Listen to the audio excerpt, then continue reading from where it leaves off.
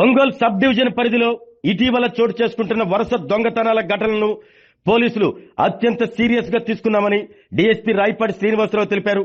దొంగల కదలికలపై ప్రత్యేక నిఘా, ప్రత్యేక బృందాలతో గాలింపు చర్యలు కొనసాగుతున్నాయని వెల్లడించారు. డీఎస్పీ కార్యాలయంలో నిర్వహించిన మీడియా సమావేశంలో ఆయన మాట్లాడుతూ చీమకుర్తి, మద్దిపాడు, ఒంగోలు ప్రాంతాల్లో నమోదైన పలు దొంగతనాల కేసుల్లో నిందితులను గుర్తించి కొంతమేర ఆస్తులను రికవరీ చేశామని తెలిపారు. ఆశ్రమం సమీపంలో జరిగిన దొంగతనం కేసు దర్యాప్తు కోసం ప్రత్యేక బృందాన్ని ఏర్పాటు చేసినప్పటికీ నిందితులను ఇంకా గుర్తించాల్సి ఉందన్నారు. ఇటీవల ఒంగోలు నగరంలో ఒకే రోజు 2 ఏళ్లలో జరిగిన దొంగతనాల ఘటనలను జిల్లా పోలీసులు అత్యంత ప్రాధాన్యంగా తీసుకున్నారని చెప్పారు. జిల్లా ఎస్పీ ఆదేశాల మేరకు నగరంలో పోలీస్ బలగాలను పెంచడంతో పాటు వాహనాల తనిఖీలు, అనుమానితులపై నిరంతర నిఘా కొనసాగుతుందన్నారు. ఇంటి యజమానులు, వ్యాపార సంస్థల నిర్వాహకులు తమ ఇళ్లు, దుకాణాల వద్ద తప్పనిసరిగా సీసీ కెమెరాలు ఏర్పాటు చేసుకోవాలని డీఎస్పీ సూచించారు. టెక్నాలజీ ఎంత అభివృద్ధి చెందుతుందో నేరస్తులు కూడా అదే స్థాయిలో కొత్త పద్ధతులను అనుసరిస్తున్నారని, అలాంటి నేరాలను అరికట్టడంలో సీసీ కెమెరాలు కీలక పాత్ర పోషిస్తాయని వివరించారు. వన్ టౌన్ తాలూకా సంతనూతలపాడు పోలీస్ స్టేషన్ పరిధిలో కొందరు రౌడీ షీటర్లు అలజడి సృష్టించేందుకు ప్రయత్నించినప్పటికీ వారికి ప్రత్యేక కౌన్సిలింగ్ నిర్వహించామని తెలిపారు. గతంలో నేరాలకు పాల్పడిన పలువురు ప్రస్తుతం తమ జీవనోపాధిపై దృష్టి సారిస్తున్నారని, ఇంటింటికి వెళ్లి నిర్వహించిన కౌన్సిలింగ్ వల్ల సానుకూల మార్పు కనిపిస్తుందన్నారు. ప్రజలు ఎలాంటి భయాందోళనకు గురి కావాల్సిన అవసరం లేదు. దొంగతనాలు, రౌడీ షీటర్ల కదలికలపై పోలీస్ వ్యవస్థ నిరంతరం అప్రమత్తంగా ఉంది. నేరాలకు పాల్పడే వారిపై కఠిన చర్యలు తప్పవు అని డీఎస్పీ స్పష్టం చేశారు. ఈ సమావేశంలో taluka inspector Vijayakrishna, 1 town inspector Venkateswarlu, 2 town inspector Veeranayak పాల్గొన్నారు.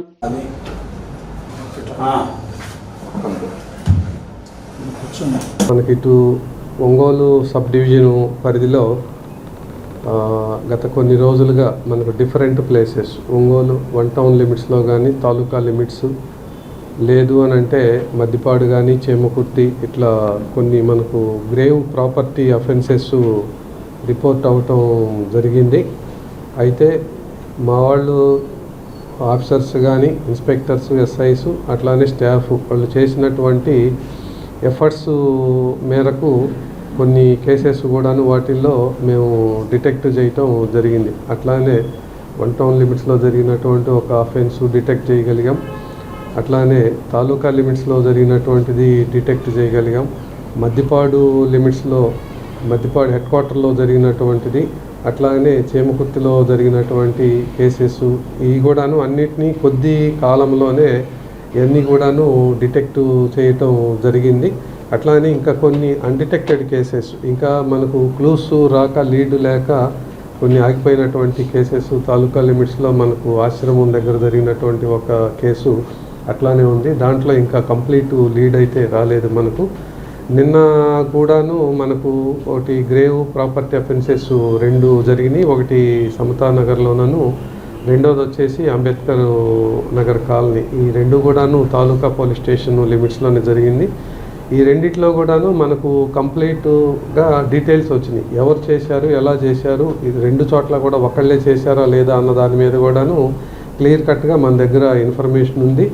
అతను ట్రేస్ చేసే నిమిత్తమే ఒక 2 పార్టీస్, 2 పార్టీలకు కూడాను సబ్ ఇన్స్పెక్టర్ నేతృత్వంలోని ఒక్కొక్క పార్టీకి ఒక్కొక్క సబ్ ఇన్స్పెక్టర్ నేతృత్వంలో 2 పార్టీలు కూడాను డిప్లాయ్ చేయటం జరిగింది. They are on that job to trace the identified culprit. తొందరలోనే అతన్ని కూడా పట్టుకుంటాం. ఈ సందర్భంగా పబ్లిక్ అందరికీ కూడాను మా వైపు నుంచి, పోలీస్ వైపు నుంచి ఉన్నటువంటి అప్పీలు, ఫస్ట్ది ఇంట్లో ఎక్కువ మొత్తంలో అంటే రోజువారీగా అవసరమైనటువంటి క్యాష్ కానీ, లేదు అంటే గోల్డ్ ఆర్టికల్స్ కానీ ఉంచుకోవాలని.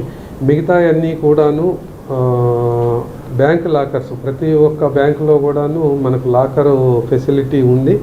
ఇది సౌకర్యాన్ని ఉపయోగించుకోవాలని, మీ రెసిడెన్స్ దగ్గరలో ఉన్నటువంటి బ్యాంకులోని లాకర్ కనుక తీసుకున్నట్లయితే మనం ఒకవేళ ఇన్ కేస్ ఏదన్నా దొంగ మన ఇంట్లోకి వచ్చేసినా కూడాను మనం తక్కువ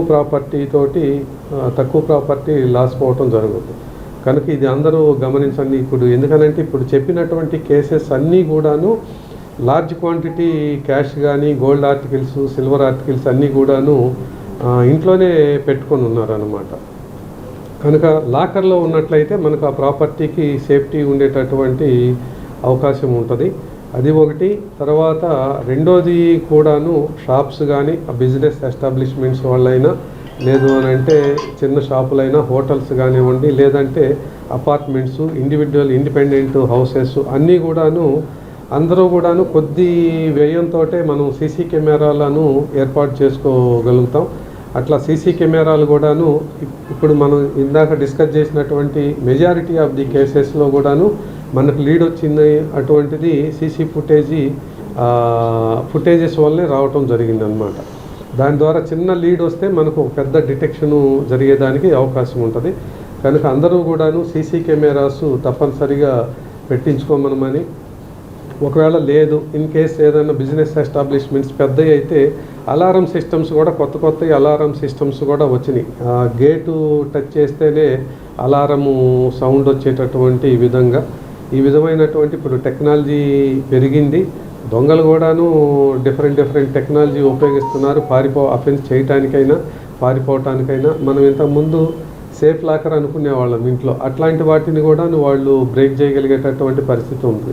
కనుక అందరు దీనికైతే కంగారు పడాల్సినటువంటి అవసరం లేదు. పబ్లిక్ కూడాను ఏం ప్యానిక్ అవ్వాల్సినటువంటి అవసరం లేదు. కానీ కొన్ని చిన్నపాటి జాగ్రత్తలు తీసుకుంటే, ప్రికాషన్స్ తీసుకుంటే ఇట్లాంటి అఫెన్సులలో మనం తక్కువ మొత్తంలోనే పోద్ది కనుక పెద్ద నష్టం ఉండదు. అందువలన అందరూ కూడా జాగ్రత్తలు తీసుకోవాలని, ఈ సేఫ్టీ ప్రికాషన్స్ లాకర్లో పెట్టుకోవటం, లేదు అని అంటే సీసీ కెమెరాలు ఏర్పాటు చేసుకోవటం. సీసీ కెమెరాలు ఏర్పాటు చేసుకున్నటువంటి సందర్భంలో కూడాను కొంతమంది దొంగలు అక్కడ ఉన్నటువంటి స్టోరేజ్ డివైస్ డివిఆర్ను కూడాను తీసుకొని వెళ్ళిపోవటం జరుగుతూ ఉంది. కనుక మీరు స్టోరేజ్ డివైస్ ఆ డివిఆర్ ఏదైతే ఉన్నదో దాన్ని కూడాను కొంత సీక్రెట్ ప్లేస్లో కనుక పెట్టుకున్నట్లయితే దానికోసం అని చెప్పేసి దొంగ అంత ఎక్కువ సమయం కేటాయించేటటువంటి అవకాశం ఉండదు. అట్లానే బిజినెస్ ఎస్టాబ్లిష్మెంట్స్లో కానీ, షాప్స్లో, హోటల్స్లో వాళ్ళు కొన్ని నేరుగా మనకు సీసీ కెమెరాలు కనిపిస్తూ ఉంటాయి దొంగకైనా సరే. కొన్ని డమ్మీ కూడా ఉంచుకోవాలి. కొన్ని డమ్మీ అట్లాగనే పెట్టుకున్నటువంటి సీసీ కెమెరా కూడాను కామఫ్లేజ్ ఉన్నట్టు ఉండాలి. ఇది సీసీ కెమెరానా కాదా అన్నట్టుగా దాన్ని డిజైన్ కానీ అది పెట్టుకున్నటువంటి ప్లేస్లో కానీ మనం ఏర్పాటు చేసుకున్నట్లయితే వాటిని కూడా మనం ఈ దొంగల బారి నుంచి కాపాడుకోవటానికి అవకాశం ఉంటుంది. ఆ ఫుటేజ్ ఉన్నట్లయితే మనకు డిటెక్షను ఈజీగా ఉంటుంది. ఎక్కువ శ్రమ తీసుకోకుండానే మనం దొంగలను పట్టుకునేటటువంటి పరిస్థితి ఉంటుంది. ఇది మా వైపు నుంచి, పోలీస్ వైపు నుంచి పబ్లిక్ అందరికీ కూడాను అప్పీలు. రెండోది వచ్చేసి మనకు ఇటీవల 1 టౌన్ లిమిట్స్లో కానీ, లేదు అంటే తాలూకా లిమిట్స్లో కానీ, సంతనూతలపాడు లిమిట్స్లో కానీ చిన్న సంఘటనలు, స్మాల్ ఇన్సిడెంట్స్ జరిగినాయి. కాకపోతే వాటిల్లో ఎందుకు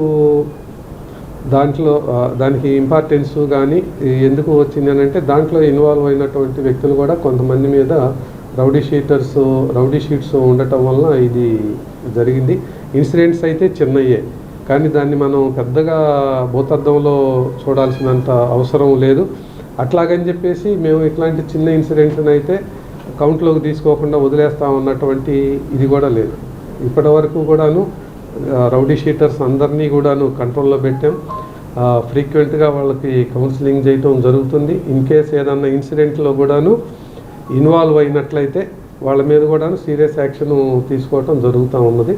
ఆ విధంగా వాళ్ళనైతే ఎట్టి పరిస్థితుల్లో వాళ్లకు కౌన్సిలింగ్ టైంలో చెప్పడం కూడా జరిగింది. చిన్న ఇన్సిడెంట్ను కూడాను మేము పెద్దదిగానే భావించి దాని మేరకే మీ మీద యాక్షన్ ఉంటుంది అని చెప్పేసి, ఎవరు ఒకళ్ళిద్దరూ తప్పించేసి మిగతా వాళ్ళందరూ కూడాను జాగ్రత్తగానే ఉండాలని చెప్పేసి కూడా కోరుకుంటున్నా. అలాగని కాకుండా మళ్ళీ వేరే విధంగా భావించి అలాంటి వాళ్ళు తోక జాడించినట్లయితే మాత్రం అవి కట్ చేయడానికి కూడాను మేము రెడీగా ఉన్నాం. వాళ్ళ మీద అన్ని విధాలుగాను యాక్షన్ తీసుకుంటాం. లీగల్ యాక్షన్ కూడా ఇనిషియేట్ చేస్తాం.